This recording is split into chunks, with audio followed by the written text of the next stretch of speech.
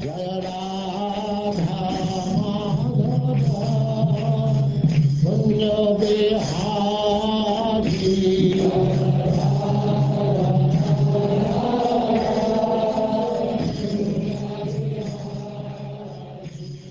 And now Chapter 5. Lord Rishabhadev's teachings to his sons.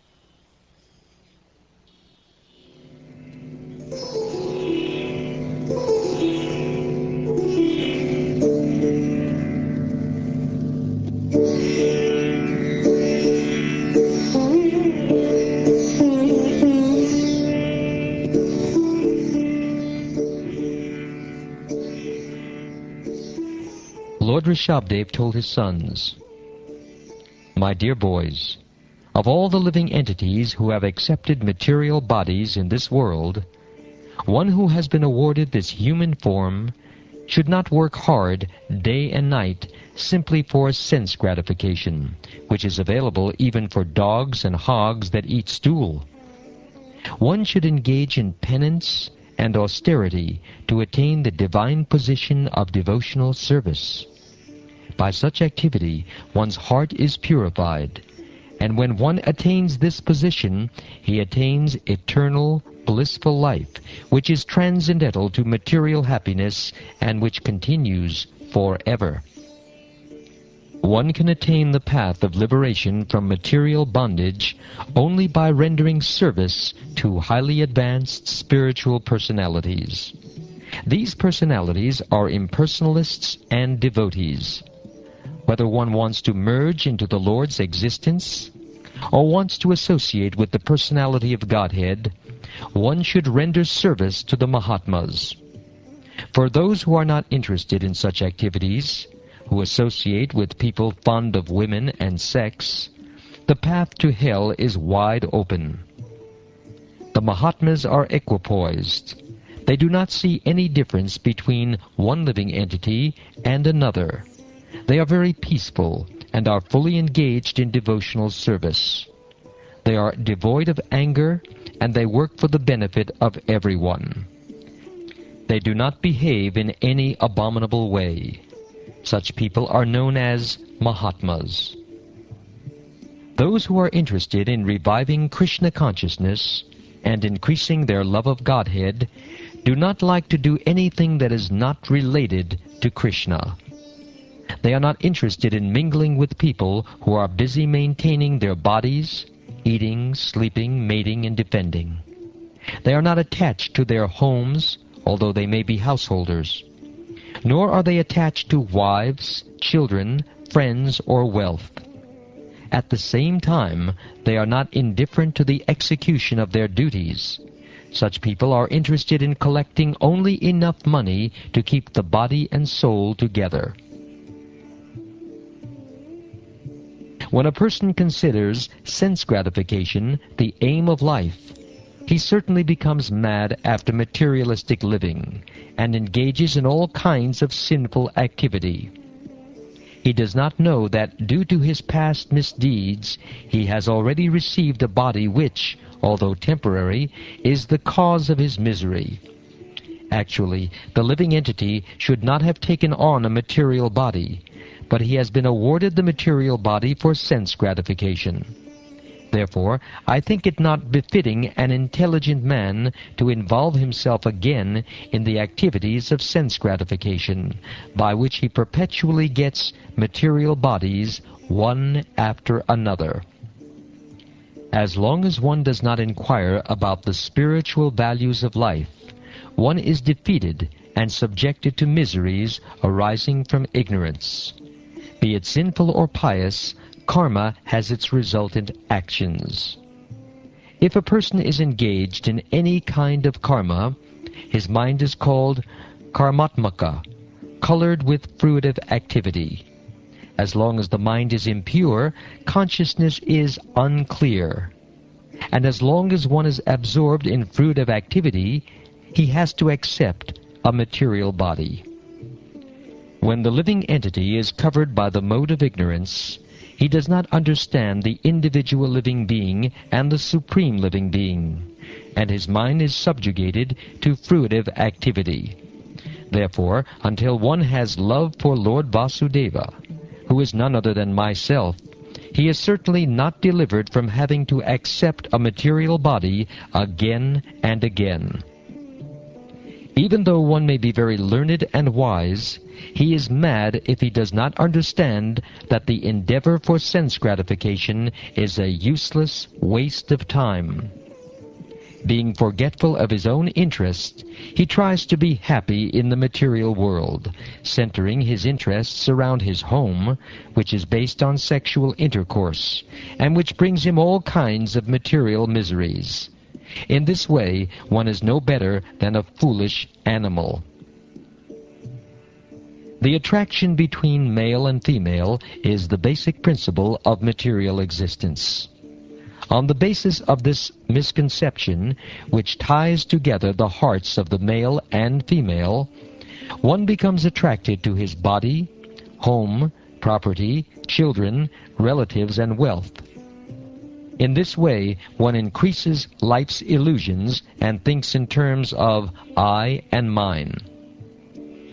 When the strong knot in the heart of a person implicated in material life due to the results of past action is slackened, one turns away from his attachment to home, wife, and children. In this way, one gives up the basic principle of illusion, that is, I and mine, and becomes liberated. Thus, one goes to the transcendental world. O my sons, you should accept a highly elevated Paramahamsa, a spiritually advanced spiritual master. In this way, you should place your faith and love in me, the Supreme Personality of Godhead. You should detest sense gratification and tolerate the duality of pleasure and pain, which are like the seasonal changes of summer and winter. Try to realize the miserable condition of living entities, who are miserable even in the higher planetary systems. Philosophically inquire about the truth. Then undergo all kinds of austerities and penances for the sake of devotional service. Give up the endeavor for sense enjoyment and engage in the service of the Lord.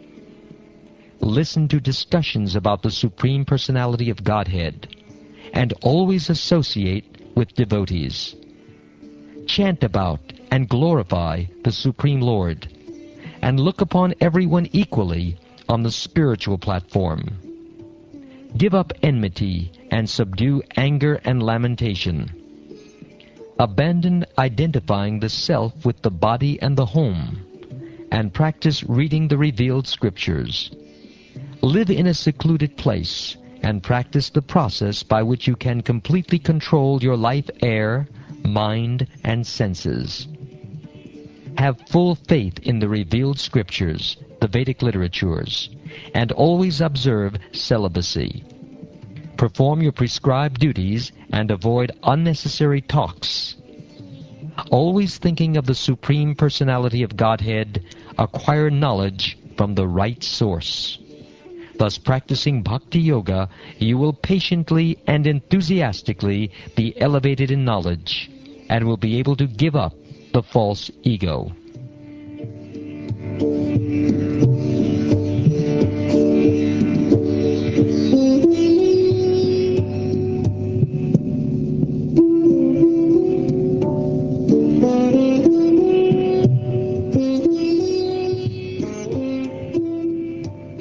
As I have advised you, my dear sons, you should act accordingly. Be very careful. By these means you will be freed from the ignorance of the desire for fruitive activity, and the knot of bondage in the heart will be completely severed. For further advancement, you should also give up the means. That is, you should not become attached to the process of liberation itself. If one is serious about going back home, back to Godhead, He must consider the mercy of the Supreme Personality of Godhead, the summum bonum and chief aim of life. If he is a father instructing his sons, a spiritual master instructing his disciples, or a king instructing his citizens, he must instruct them as I have advised. Without being angry, he should continue giving instructions, even if his disciple, son, or citizen is sometimes unable to follow his order. Ignorant people who engage in pious and impious activities should be engaged in devotional service by all means. They should always avoid fruitive activity. If one puts into the bondage of karmic activity his disciple, son, or citizen who is bereft of transcendental vision, how will one profit? It is like leading a blind man to a dark well and causing him to fall in. Due to ignorance, the materialistic person does not know anything about his real self-interest, the auspicious path in life. He is simply bound to material enjoyment by lusty desires, and all his plans are made for this purpose. For temporary sense gratification, such a person creates a society of envy, and due to this mentality, he plunges into the ocean of suffering. Such a foolish person does not even know about this. If someone is ignorant and addicted to the path of samsara, how can one who is actually learned, merciful, and advanced in spiritual knowledge engage him in fruitive activity and thus further entangle him in material existence? If a blind man is walking down the wrong path, how can a gentleman allow him to continue on his way to danger? How can he approve this method? No wise or kind man can allow this.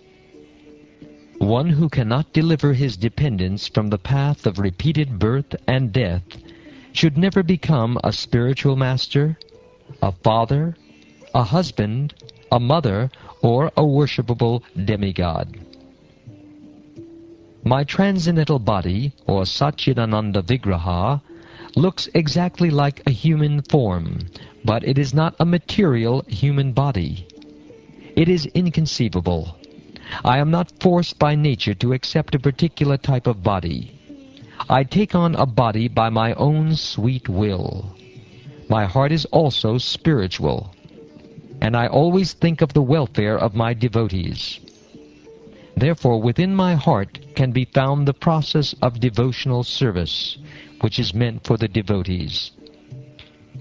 Far from my heart have I abandoned irreligion and non-devotional activities. They do not appeal to me. Due to all these transcendental qualities, people generally pray to me as Rishabdev, the Supreme Personality of Godhead, the best of all living entities.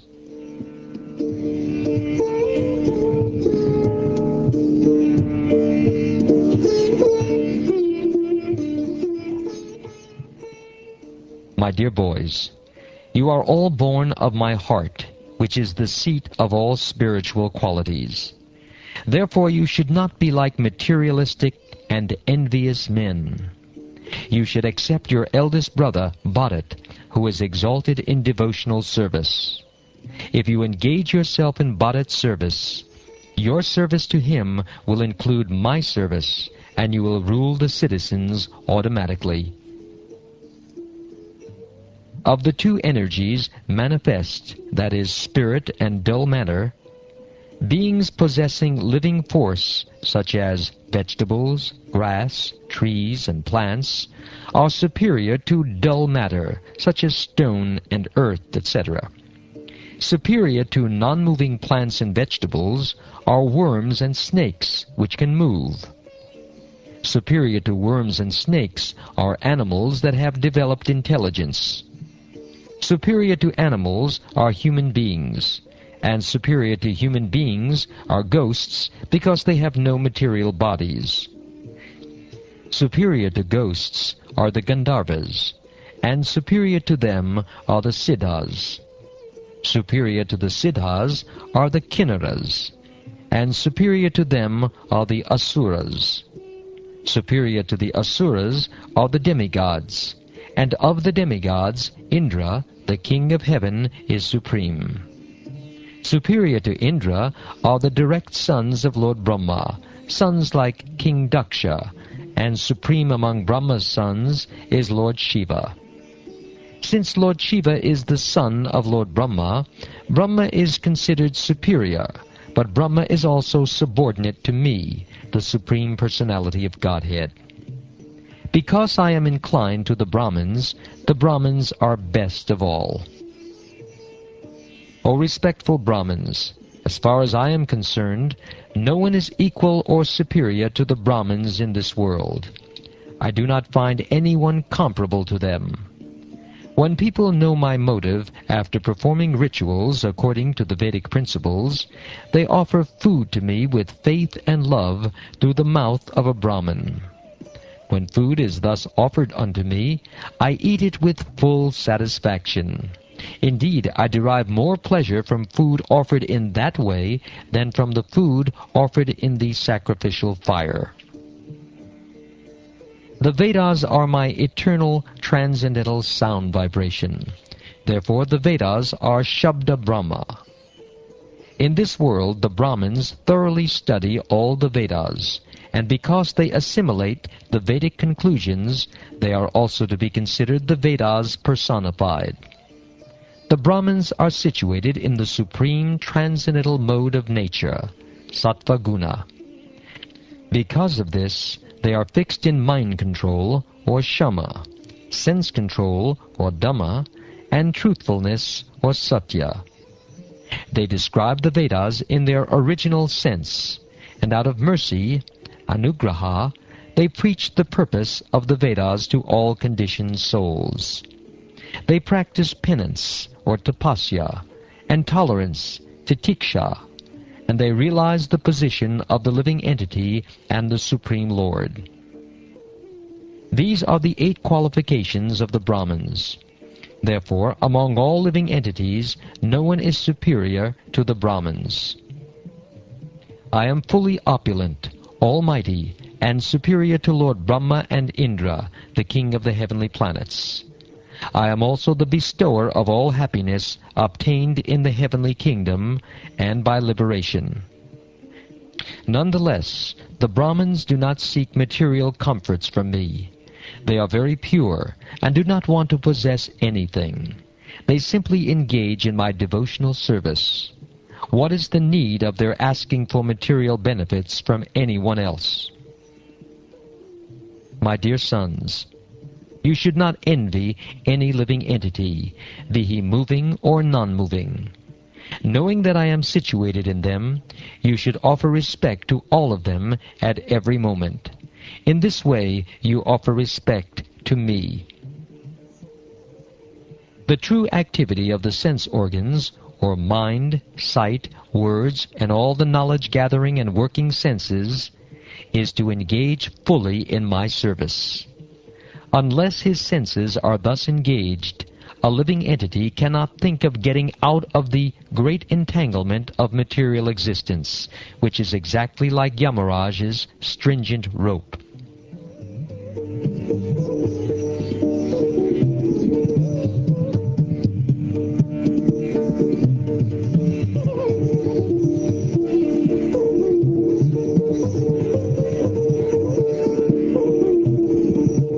Shukdev Goswami said, "Thus the great well-wisher of everyone, the Supreme Lord Rishabdev, instructed his own sons.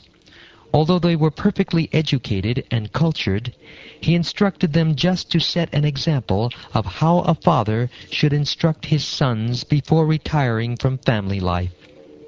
Sannyasis, who are no longer bound by fruitive activity and who have taken to devotional service after all their material desires have been vanquished, also learn by these instructions. Lord Rishabdev instructed his 100 sons, of whom the eldest, Bharat, was a very advanced devotee and a follower of Vaishnavas. In order to rule the whole world, the Lord enthroned his eldest son on the royal seat. Thereafter, although still at home, Lord Rishabdev lived like a madman, naked and with disheveled hair. Then the Lord took the sacrificial fire within himself, and he left Brahmarvata to tour the whole world.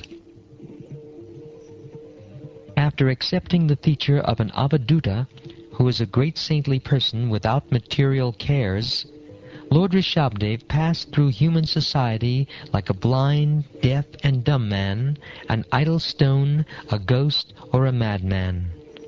Although people called him such names, he remained silent and did not speak to anyone. Rishabdev began to tour through cities, villages, mines, countrysides, valleys, gardens, military camps, cow pens, the homes of cowherdmen, transient hotels, hills, forests, and hermitages. Wherever he traveled, all bad elements surrounded him, just as flies surround the body of an elephant coming from a forest. He was always being threatened, beaten, urinated upon, and spat upon. Stones, stool, and dust at him, and sometimes people passed foul air before him. Thus people called him many bad names, and gave him a great deal of trouble. But he did not care about this, for he understood that the body is simply meant for such an end. He was situated on the spiritual platform, and, being in his spiritual glory, he did not care for all these material insults. In other words, he completely understood that matter and spirit are separate, and he had no bodily conception. Thus, without being angry at anyone, he walked through the whole world alone. Lord Rishabdev's hands, feet, and chest were very long. His shoulders, face, and limbs were all very delicate and symmetrically proportioned. His mouth was beautifully decorated with his natural smile, and he appeared all the more lovely with his reddish eyes spread wide, like the petals of a newly grown lotus flower covered with dew in the early morning. The irises of his eyes were so pleasing that they removed all the troubles of everyone who saw him. His forehead, ears, neck, nose, and all his other features were very beautiful. His gentle smile always made his face beautiful, so much so that he even attracted the hearts of married women. It was as though they had been pierced by arrows of Cupid. About his head was an abundance of curly, matted brown hair. His hair was disheveled because his body was dirty and not taken care of. He appeared as if he were haunted by a ghost. When Lord Rishabdev saw that the general populace was very antagonistic to his execution of mystic yoga, he accepted the behavior of a python in order to counteract their opposition. Thus he stayed in one place and lay down. While lying down, he ate and drank, and he passed stool and urine and rolled in it. Indeed, he smeared his whole body with his own stool and urine so that opposing elements might not come and disturb him. Because Lord Rishabdev remained in that condition, the public did not disturb him, but no bad aroma emanated from his stool and urine. Quite the contrary, his stool and urine were so aromatic that they filled 80 miles of the countryside with a pleasant fragrance. In this way, Lord Rishabdev followed the behavior of cows, deer, and crows. Sometimes he moved or walked, and sometimes he sat down in one place. Sometimes he lay down, behaving exactly like cows, deer, and crows. In that way, he ate, drank, passed stool and urine, and cheated the people in this way. O King Parikshit, just to show all the yogis the mystic process, Lord Rishabdev, the partial expansion of Lord Krishna, performed wonderful activities. Actually, he was the master of liberation and was fully absorbed in transcendental bliss, which increased 1,000-fold. Lord Krishna, Vasudeva, the son of Vasudeva, is the original source of Lord Rishabdev.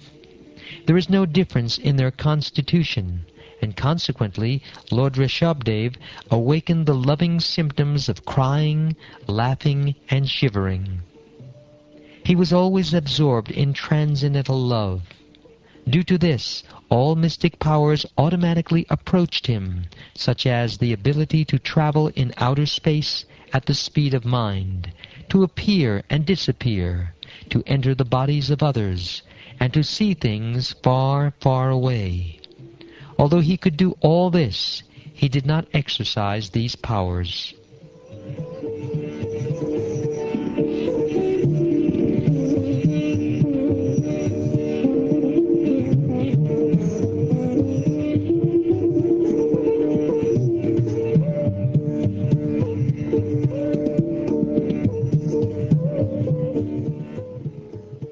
Thus ends the 5th chapter of the 5th canto of the Srimad Bhagavatam, entitled Lord Rishabdev's Teachings to His Sons.